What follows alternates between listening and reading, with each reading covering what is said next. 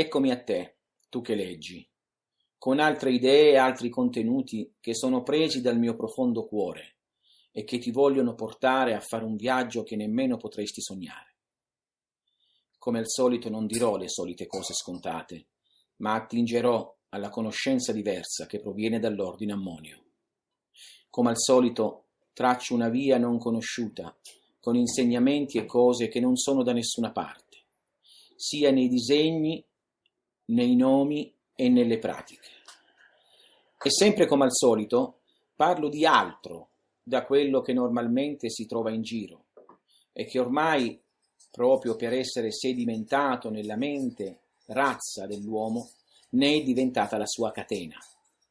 Infatti si parla sempre delle stesse cose, sempre delle stesse cose.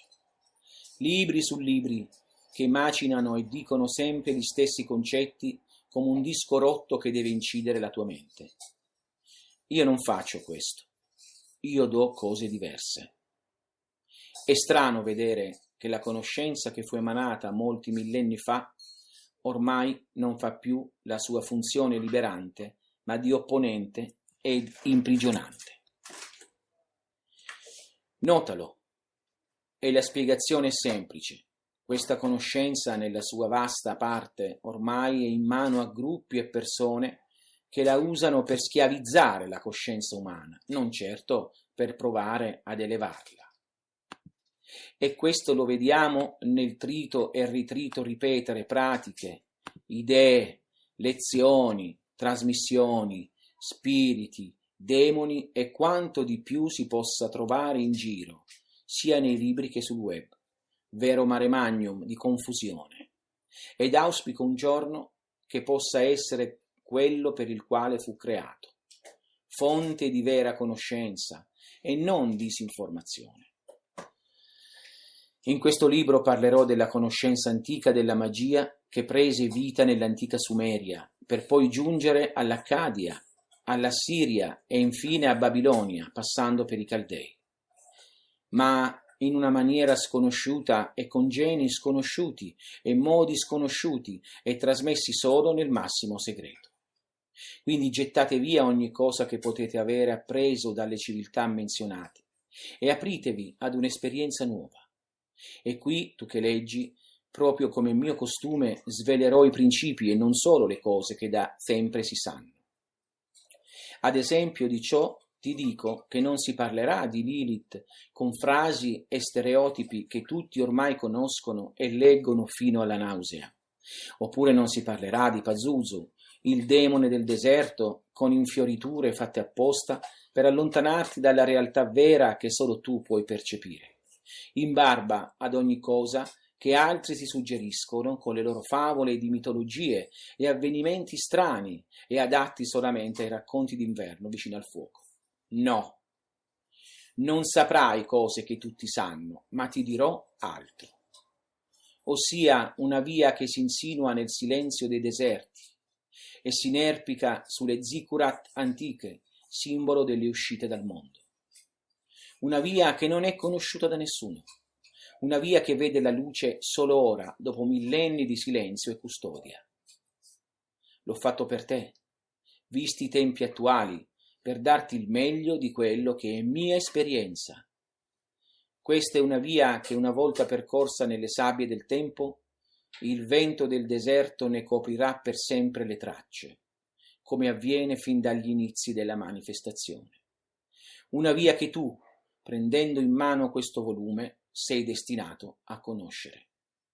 Sì, perché nulla può venire a te che scritto non fosse prima.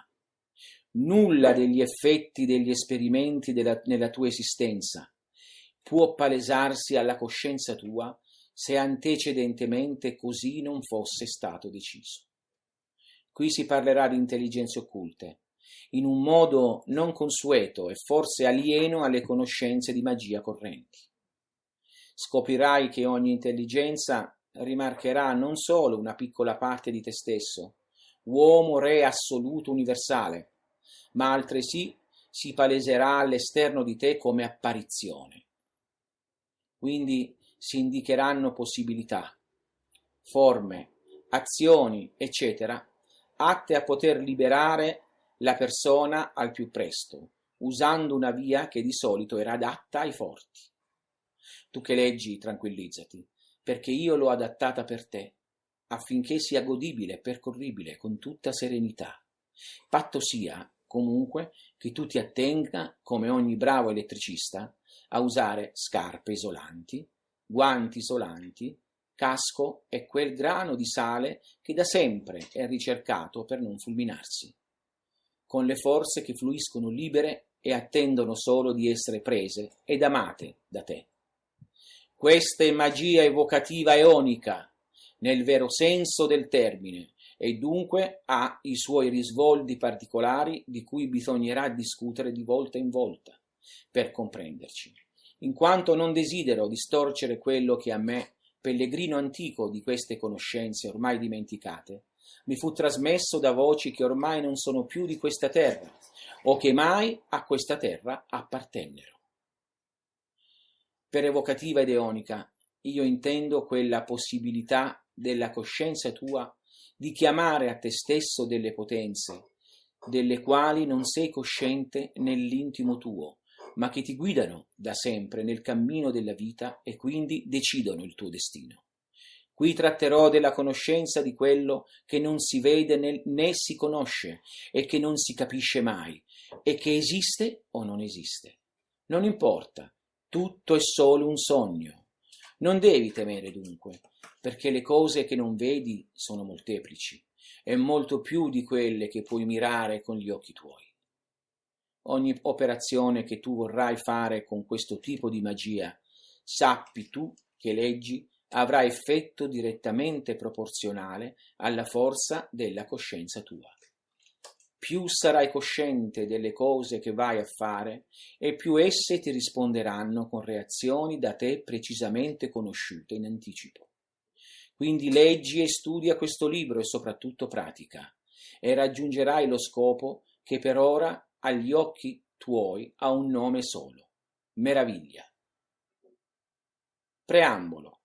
Gli dei, gli eoni e gli spiriti di cui ti parlerò non desidero che tu li veda come esseri incorporei, ma solo come esseri corporei, ossia corporei nella dimensione loro, mentre saranno incorporei se entrano nella nostra e non posseggono il modo di corporificarsi. Ma smettila anche di pensare come un infante, perché di incorporeo nulla esiste e mai potrebbe esistere, essendo la materia solo una, e che va da una degradazione ad un'altra o dal sottile allo spesso. Quindi questi esseri sono esseri di intelligenza e potere nella loro sfera, e sono così perché hanno più libertà di te, che in questa sfera densa e di schiavitù vivi. Questi esseri li sentirai se avrai la ventura di entrarci in contatto, e li vedrai se la vista tua sottile e fine diverrà. Li udrai se l'orecchio tuo si cangerà in amoroso ascolto, e il loro palpito sentirai nel tuo cuore se lo farai tacere.